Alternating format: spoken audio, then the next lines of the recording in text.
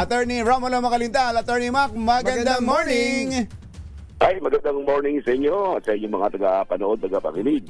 Nakikinig ko kanina sa mga report ninyo, yung mukhang baka mali lang yung implementation noong sa Board of Election Inspectors kasi yung 5 a.m. to 7 a.m. devoted lang yun sa mga seniors, PWDs and mga pregnant. So yun namang yung priority polling place, yun ang lugar kung saan boboto yung mga seniors, PWDs, and pregnant na hindi nakaboto from 5 a.m. to 7 a.m.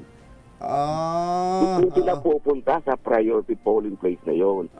Pag inabutan na ng alas 7, yung regular voting time, doon na pupunta. Pag nakasabay na sila ng mga regular, pwede silang pumunta doon sa priority polling place. Pero sa ngayon, doon pa rin dapat pupunta sa kanilang polling precinct dapat ang mga senior citizens. Hindi. Yung priority polling place, ang gagawin ko, halimbawa ako, senior citizen. Pag sinabi ko senior citizen ako, doon ako sa priority polling place after 7 a.m., yung aking balota, kukunin doon sa aking presinto. Halimbawa, ang presinto ko ay precinct number 1. So kung ako ay hindi nakaboto between 5 to 7 a.m., halimbawa alas 8 na ng umaga, doon ako sa priority polling place, yung aking balota kukunin sa precinct number 1. Tapos gagawa ako ng waiver na pinahihintulutan ko yung teacher na kunin yung aking balota. At yung balota ko sa precinct number 1, dadalhin sa akin doon sa priority polling place. Doon ko gagawin ang aking balota. Yung aking balota ngayon, hindi agad ibabalik sa precinct number 1. Ilalagay lamang yun doon sa priority polling place, yung paglalagyan sila roon.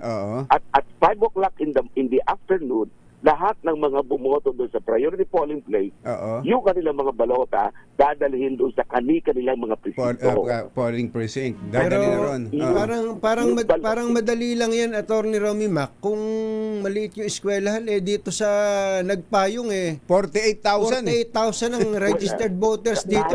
Alimbawa, yung sinasabi nyo, kukunin yung balota doon sa presinto niya, kung gaano kalayo yung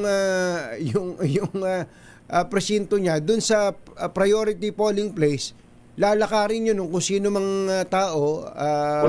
Napakasalimuot nun yata, Atty. At least meron ganon. Ang pagkakamali lamang dyan ay hindi nagkaroon ng paghahati-hati. Dapat nag-dry run dyan dapat may dry run. Pero Atty. Mac, nagsimula ito alas 5. So, alibawa, senior citizen pupunta ng alas 5, pwede na siyang dumiretso dun sa polling precinct niya mismo. Yes, sa polling precinct niya mismo po pwede na siya doon. Kung sarado pa. Dapat bukas na.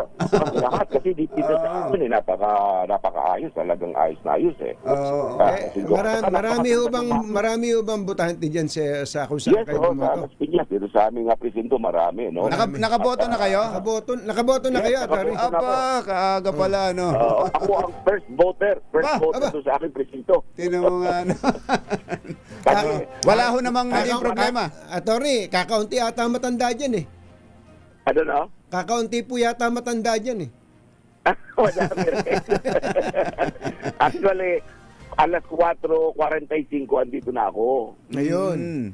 Oo, kaya nakaboto ng aga. So far, Atty. Mac, wala namang naging aberya, wala namang naging problema. Wala naman, kasi pinuntahan ko yung ibang ko, nakikiramdam ako, wala talagang maayos. Sabay kami nung aking anak kasi yung senior citizen, kung kayo may kasamang halimbawa na nag-aalalay kayo, pinababayaan na rin lang bumoto yun. Ayun, tama naman talaga. Oo, kasi andon. Kaya dali lamang, kaya walang problema. Ayun, sana yung experience nyo, ganun din na experience na iba pang mga matatanda natin. Attorney Romy Mac, maraming salamat. Lang yan, hindi naman, siguro yung anong tawag doon, hindi pangkaraniwan nangyari yan dyan sa lugar na yan kasi nga sa dami ng kailang mga botante. Yes, sir. Pero sa akin paningin, kung mga normal lamang ang number ng bilang ng mga botante, palagay ko hindi ganyan ang problema.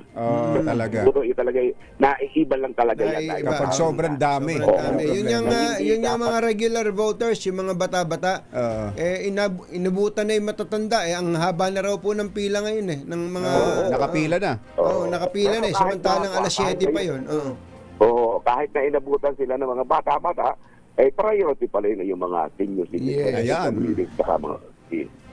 Thank you sa update, Attorney Mac. Yes, sana tuloy-tuloy at maging maayos ang ating halalan para sa ating lahat. Salamat sa dalawa at sa paglilingkod ninyo sa ating bayan. Ingat, Attorney Mac. Salamat. Okay. Attorney Romulo Macalintal nagbigay sa atin ng situational report sa